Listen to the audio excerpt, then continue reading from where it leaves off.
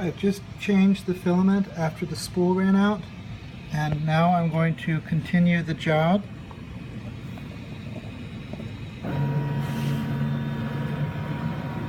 And so it jumps right back into where it was, hopefully.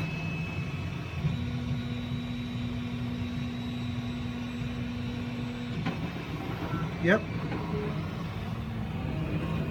So what was a 16-hour print got about half an hour from the end, and we were able to just complete it because it detected that the filament had run out.